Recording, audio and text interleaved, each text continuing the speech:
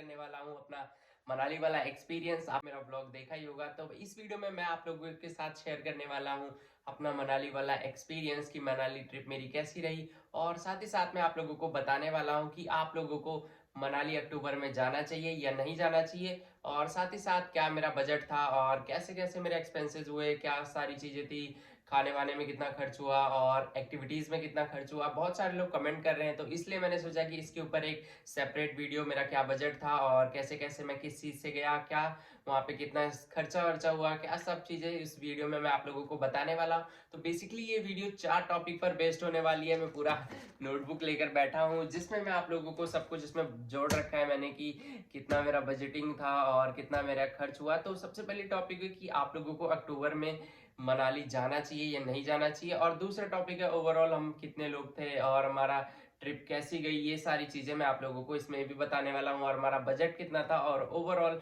हमारा जो मनाली ट्रिप था वो कैसा गया। तो चलिए वीडियो स्टार्ट करते हैं। तो सबसे पहले मैं आप लोगों को बता दूं कि हम लोग 3 लोग गए थे, और हम यहाँ से गए थे बाय बस। और जो हमारी बस की कंपनी का नाम है जिंग बस, और हमारी जो सारी टिकट्स हुई थी वो लगभग 3200 रुपये की हुई थी।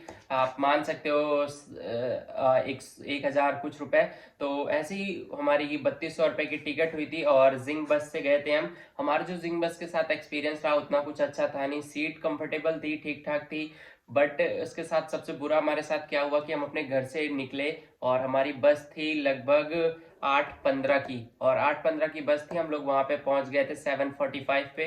बट वहां पर जो इनका बस स्टॉप है वो लोग फोन नहीं उठाते, और वहां पर हमें बस मिल भी नहीं रही थी। तो बस जो है उनका जो जिंग बस का स्टॉपेज था वहां पर हम गए और हमने पता करा, तो वो लोग बोल रहे हैं कि बस तो पहले ही निकल चुकी है। अब बताओ, 8:15 का टाइम है और 7:45 पे उनकी बस जा चुकी थी।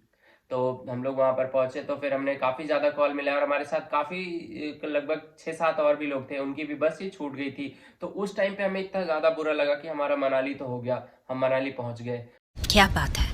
तो उस टाइम पे इतना ज्यादा बुरा फील हो, ये चीज किसी को भी नहीं पता। हम 3 लोग गए थे, निखिल, अखिलेश, मैं, ये दोनों ही मेरे, एक मेरा भाई है और एक मेरा फ्रेंड है, बेस्ट फ्रेंड। तो हम सब मिलकर हमने ट्रिप प्लान करी थी, और जो भी हमारा सारा बजट था हम सब ने 10-10 हज़ार रुपए मिलाए थे। मतलब निखिल ने 10 हज़ार रुपए, मैंने और अखिलेश ने, तो टोटल हुआ 30 हज़ार रुपए। तो हमारी जो ट्रिप थी वो लगभग, हमारा टोटल ओवरऑल बजट था 30 हज़ार।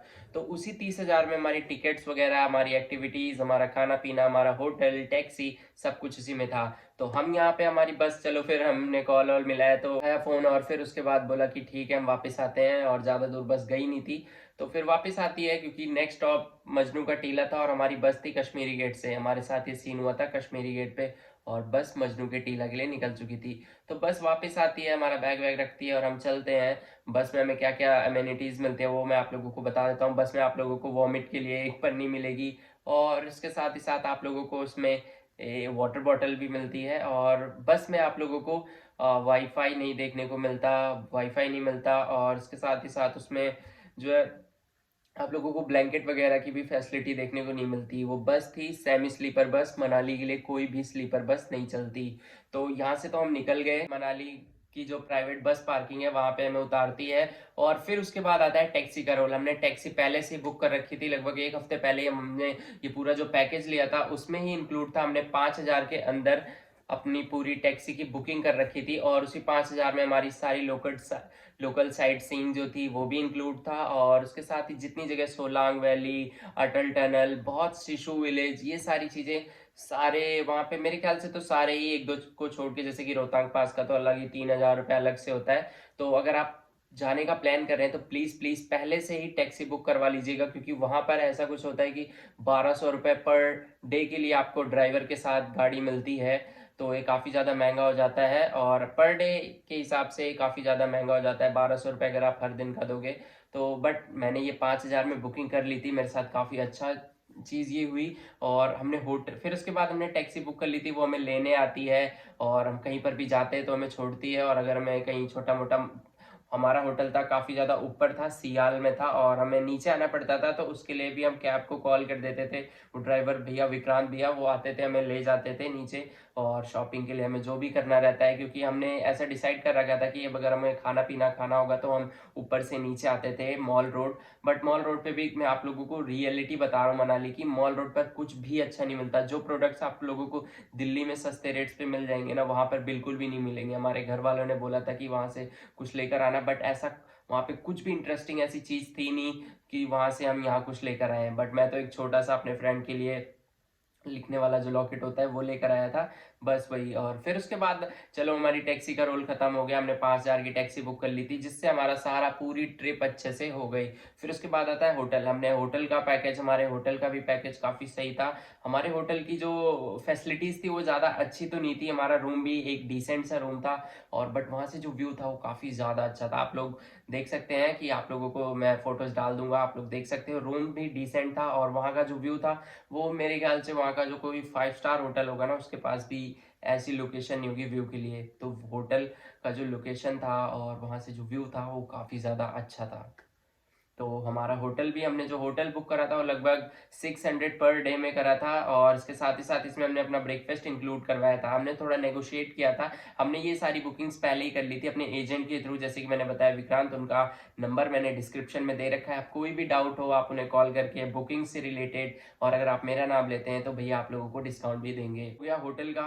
तो अब इसके बाद आते हैं हम जो एक्टिविटी, पहले दिन तो हम लोकल साइट सीइंग के लिए गए लोहिडिमा में। आप लोगों को लगभग 10 रुपए पर पर्सन का टिकट लगता है, तो 30 रुपए में ये भी हो जाता है। फिर उसके बाद आता है क्लब हाउस। क्लब हाउस में भी शायद 25-25 रुपए की टिकट है, और वहाँ पे छोटी मोटी बच्चों की एक्टिविटीज होती रहती हैं, जैसे कि छोटी मोटी एक्टिविटीज वगैरह करवाते हैं, वो सब रहता है। और ज़्यादा कुछ वहाँ है नहीं क्लब हाउस में, वहाँ पे बच्चों का पार्क होता है, वो सब है। और तो उस दिन लोकल साइट सीइंग वहाँ पे वन विहार, यही सब छोटी मोटी जगह थी, वो ही हमने एक्सप्लोर किया। और सेकेंड डे, उस दिन फर्स्ट डे हमारा कोई भी खर्चा नहीं होता, सुबह पहुंचकर हम घूमते हैं, बस से आते हैं और फिर घूमने चले जाते हैं।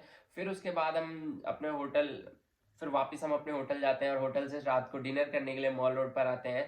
और यही सब चीज़ें रहती हैं हर दिन की। और फिर सेकेंड डे जो होता है उस दिन बारिश हो जाती है, इसलिए हम कहीं एक्सप्लोर कर नहीं पाते, तो उसी चीज़ को हम अपने फोर्थ डे पे एक्सप्लोर कर देते हैं। जिस दिन हमें वापस आना होता था तो हमारी हम बस शाम की कर लेते हैं, और सुबह से शाम तक घूमते हैं, और शाम को दोबारा बस पकड़ के हम दिल्ली वापस आ जाते हैं। तो ऐसा कुछ था हमारा फोर्थ डे। तो थर्ड डे के दिन हमने जो है वहाँ पे, सेकेंड डे बारिश हो रही थी, तो थर्ड डे हमने क्या किया, ऊपर स्नोफॉल हो रही थी रोहतांग पास वगैरह, अटल टनल के पास। तो हमने अपने ड्राइवर भैया को बोला कि हमने शिशु विलेज वगैरह कैंसिल करवा के उसकी जगह हमने अटल टनल डलवा लिया। अटल टनल जो है उसी सेम प्राइस में हो गया, हमें कुछ कुछ भी एक्स्ट्रा पे नहीं करना पड़ा।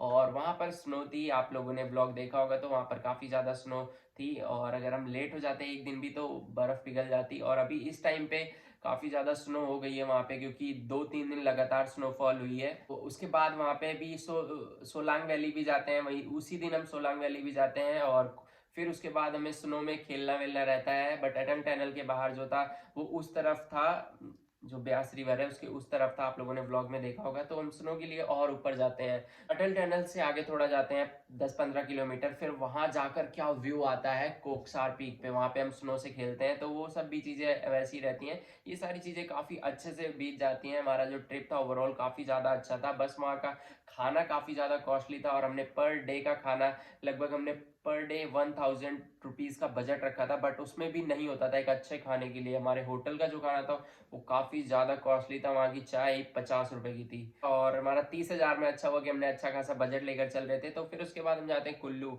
वहाँ पे हम पैराग्लाइडिंग करते हैं, जो पार कराते हैं वो वाली एक्टिविटी करते हैं। और एटीवी हमने सोलांग वैली में करी थी, लगभग 500 रुपये पर पर्सन ईच। इसकी भी बुकिंग हमने करवाई थी, हमारे जो ड्राइवर वाले भैया हैं उन्होंने ही हमें बुक करवाई थी, उनकी जान पहचान की कोई दुकान थी, और बहुत ही रीजनेबल प्राइस में। वैसे तो लगभग 1,000 रुपये पर पर्सन लगता है, बट उस वो भैया की वजह से हमें डिस्काउंट मिल गया था। तो हमारी ओवरऑल काफ़ी ज़्यादा हेल्प करी थी इन सब चीज़ों में।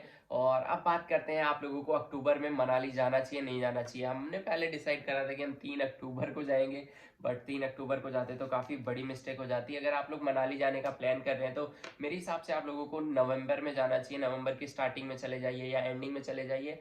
बट अगर आप अक्टूबर की मिड में जाते हैं, जैसे कि 15 अक्टूबर या 3-4 अक्टूबर, इन सब में जाते हैं, तो आप लोगों को स्नोफॉल नहीं देखने को मिलेगी किसी भी ईयर में, जहाँ तक मुझे लगता है। क्योंकि इस बार हमने जो गलती करी थी, अब नेक्स्ट बार हम ये नहीं करेंगे, क्योंकि जो इस बार हुआ, हम इस बार हम बहुत ज़्यादा लकी थे कि हम जिस दिन पहुंचे उसके दूसरे दिन ही स्नोफॉल हो गई ऊपर और हम चले गए स्नो देखने, वरना स्नो देखने का कोई चांस नहीं था। तो ये चीज़ काफ़ी बढ़िया थी। अगर आप लोग मुझसे पूछोगे कि आप लोगों को अक्टूबर में मनाली जाना चाहिए, तो मेरे ख्याल से अगर आप लोगों को स्नो नहीं देखना है, बाकी सारी चीज़ें तो वैसे ही पूरे साल चलती रहती हैं, स्नो का ही तो मज़ा होता है। बाकी आप लोगों को स्नो नहीं देखनी तो आप कभी भी जाइए, सारा मज़ा। वैसे बेस्ट सीज़न होता है जनवरी से फरवरी तक। आप इन सब में जाएंगे तो स्नो काफ़ी ज़्यादा, मनाली के अंदर ही जो नॉर्मल सिटी मनाली है उसके अंदर ही आप लोगों को काफ़ी ज़्यादा स्नो देखने को मिलेगी। भैया बता रहे थे कि इतनी इतनी स्नो रोड पर हो जाती है गाड़ी, वहाँ पे 4x4 ही गाड़ी ही चलती है। अगर आप लोग 3-4 लोग हो या कपल हो तो आप लोग ऑल्टो गाड़ी ले सकते हो, उसका 5,000 पड़ता है। और अगर आप ज़्यादा लोग हो तो 6-7 लोग हो तो उसके लिए वहाँ पे स्विफ्ट डिज़ायर गाड़ी है, आप स्विफ्ट डिज़ायर भी बुक कर सकते हो। ये सारी बुकिंग्स आप भैया के थ्रू करवा सकते हो, मैं उनका नंबर दे दूंगा। बाकी मनाली अगर जाना है तो अक्टूबर में जाना है, स्किप करिए, नवंबर की स्टार्टिंग में जा सकते हो आप। और इस टाइम पे भीड़ भी धीरे धीरे बढ़ती रहती है, ज़्यादा भीड़ नहीं होती। पीक टाइम तो दिसंबर, जनवरी, फरवरी ये सब होता है। बट अगर आप इस टाइम पे जाते हो तो काफ़ी सही आप लोगों को देखने को सारी चीज़ें मिल जाएंगी। और वहाँ से शॉपिंग करने के लिए अगर आप देखोगे तो मेरे ख्याल से वहाँ पे शॉपिंग करने लायक कुछ इतना इंटरेस्टिंग था नहीं। बाकी और अगर हम पैराग्लाइडिंग की बात करें तो लगभग पैराग्लाइडिंग का जो हमें रेट बताया गया था स्टार्टिंग में 3,000 पर पर्सन बताया गया था। तो हमने काफ़ी ज़्यादा नेगोशिएट किया और लगभग हम उसे 1,500 रुपये करके नेगोशिएट करके पर पर्सन पे ले आया। और फिर उसके बाद हम तीनों ने एक्टिविटी कर ली थी। पहले क्या हुआ था कि हमें एक बंदे का बजट नहीं पड़ रहा था इस 30,000 में भी, तो बट हमने नेगोशिएट किया और फिर उसके बाद हमने सब ने किया। और फिर वापस आने की जो टिकट थी वो भी हमने जिंग बस से ही करी थी। आप लोगों को बताऊंगा कि अगर आप जिंग बस से बस बुक करते हो तो आप लोग एक कूपन यूज कर सकते हो, वेलकम 50 का, आप लोगों को 50% का ऑफ देखने को मिल सकता है। और ये आप करेंगे जिंग बस के ऐप से। अगर आप पेटीएम वगैरह से बुक करते हो तो ये सारी चीज़ें आप लोगों को नहीं देखने को मिलेगा। और अगर आप मनाली जाना चाहते हो, बहुत सारे लोग कह रहे हैं कोविड टेस्ट, वहाँ पे ऐसा कुछ भी नहीं है। अगर हो सकता है गाइडलाइंस हो बट कोई फॉलो नहीं कर रहा है, क्योंकि अभी हम गए थे, हमारे होटल वालों ने भी बोला था कि हमें गाइडलाइन सारी फॉलो करनी है, कोविड टेस्ट वगैरह, और जो डबल डोज वैक्सीन होती है, मतलब दोनों डोज होने चाहिए। बट मैं तो 17 साल का हूँ, इसलिए कोई भी वैक्सीन का डोज मैंने नहीं ले रखा था और फिर भी मैं गया। कोई भी चेकिंग वगैरह नहीं है, बट सिंपल सा अपना आधार कार्ड वगैरह, आईडी प्रूफ वगैरह कैरी करिए। तो यही सब सारी बातें थी मनाली की। वहाँ पे स्नो वगैरह में सब कुछ अच्छे से हो गया। थैंक यू सो मच मेरी वीडियो देखने के लिए। और जाते जाते प्लीज़ मेरे चैनल को सब्सक्राइब करिएगा। अगर आप लोगों को किसी भी तरह का डाउट है तो आप कमेंट सेक्शन में ज़रूर पूछ सकते हैं। और पैराग्लाइडिंग हमने सोलांग वैली में नहीं करी थी। अगर आप लोग सोलांग वैली में पैराग्लाइडिंग करते हो तो काफ़ी ज़्यादा कॉस्टली, और वहाँ पर जो है ज़्यादा ऊंचाई से जंप नहीं करवाते। बट अगर आप कुल्लू में करते हो तो वहाँ पे जो जंप होती है काफ़ी ऊपर से होती है और काफ़ी ज़्यादा मजा भी आता है। तो चलिए इस वीडियो को यहीं पे खत्म करते हैं। तो इस वीडियो में इतना ही। हमारी जो मनाली ट्रिप थी काफी सही गई, बट कभी कभी बीच में कुछ चीजें हो जाती हैं लाइफ में, उस वजह से खैर उसके बारे में बात नहीं करते। तो चलिए वीडियो यहीं पे खत्म करते हैं। यही सारा मेरा एक्सपीरियंस था। 30,000 में सब कुछ अच्छे से हो जाता है।